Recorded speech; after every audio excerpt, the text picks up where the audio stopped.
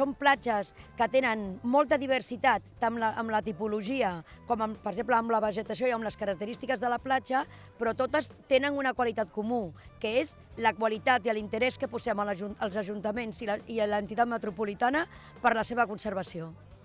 Tots aquests serveis que faciliten l'ús lúdic de les platges, jo crec que ho han aconseguit i cada any anem afegint coses, millorant, innovant amb tot això, però després ja hem anat afegint capes, que és recuperar també la platja, la qualitat de la platja, ja no només com l'espai lúdic, sinó com donem qualitat a l'espai lúdic recuperant les qualitats ambientals. Perquè en realitat el territori no és res més que la suma entre la natura i les persones. I les persones tendim a trencar el territori, tenim a espatllar-lo.